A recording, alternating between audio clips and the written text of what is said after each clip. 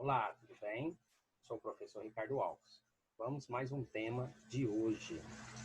Vamos falar um pouquinho sobre a conquista e a colonização da América Espanhola. Espero que vocês gostem.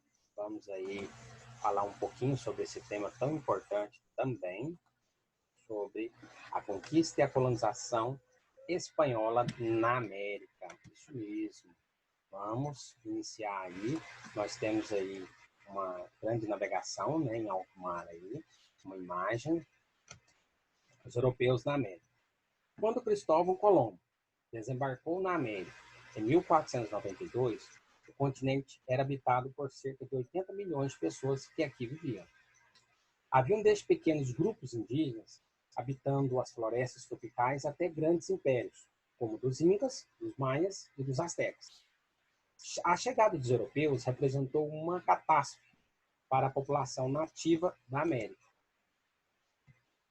A chegada dos europeus aí, né, com os nativos, totalmente diferente. Então houve um choque, né, um choque cultural aí.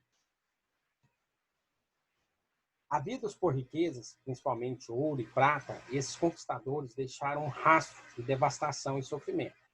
Após a guerra e conquista, os sobreviventes foram incorporados ao processo de colonização.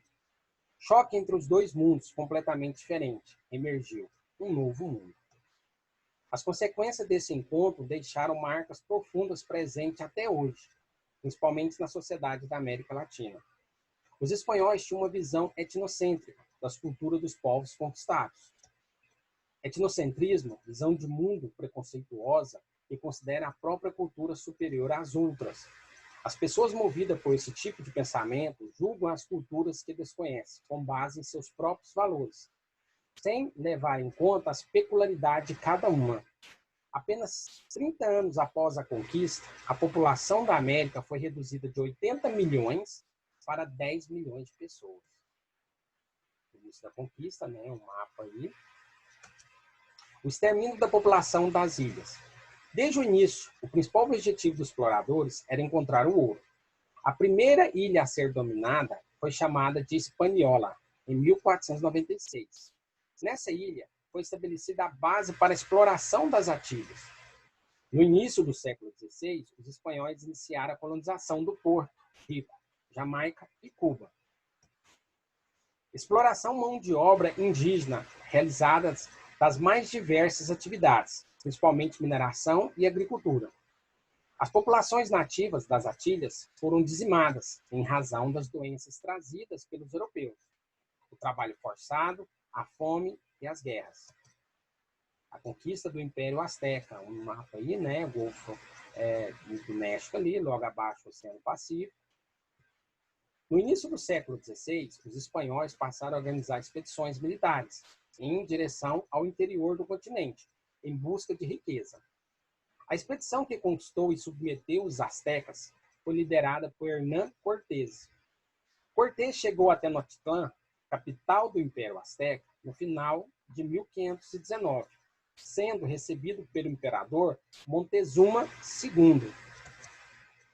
Olha para vocês verem a imagem.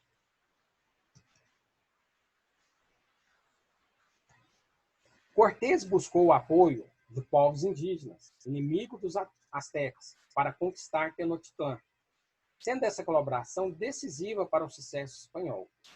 Em 13 de agosto de 1521, a capital asteca foi tomada pelos espanhóis, após 3 meses de cerco. A conquista do Império Inca, no mapa logo abaixo. O Império Inca se estendia por uma vasta região das cordilheiras, dos Andes, e da costa sul-americana do Oceano Pacífico. Na época da chegada dos espanhóis, o Império Inca passava por uma guerra civil. O imperador havia morrido e seus 2 filhos disputavam o poder. A conquista do Império Inca foi comandada por Francisco Pizarro, em 1531. Espanhóis aprisionaram o imperador Atahualpa. Atahualpa ofereceu uma enorme quantidade de ouro e prata aos espanhóis para ser libertado. Após receber o resgate, Pizarro, ao invés de libertar Atahualpa, ordena sua execução. Em 1532, os espanhóis conquistaram a capital do Império Inca, Cusco. Apesar da dominação, os incas resistem e lutam por sua liberdade até 1572, quando o último imperador, Tupã Amaru I, foi preso e executado sumariamente. Uma imagem, né? A administração das colônias. As colônias foram divididas em capitanias e vice-reinos, cabildos, conselheiros municipais, e patroado, acordo entre a coroa espanhola e igreja. O mapa da América Espanhola, a administração. A sociedade colonial. Chapetones, espanhóis que assumiram cargos administrativos das colônias, ou nas colônias. Crioulos, pessoas nascidas na América, descendentes dos primeiros conquistadores. Mestiços, resultado da miscigenação entre espanhóis e mulheres indígenas. Indígenas formavam a maioria da população e constituíam a principal mão de obra. A economia e trabalho nas colônias, principalmente na pilhagem, pacto colonial, plantação de cacau ou cana-de-açúcar, tabaco e também algodão, mineração e trabalho compulsório. Pessoal, isso é um pouco da nossa conquista da colonização espanhola. Espero que vocês tenham gostado e vamos dar por finalizado.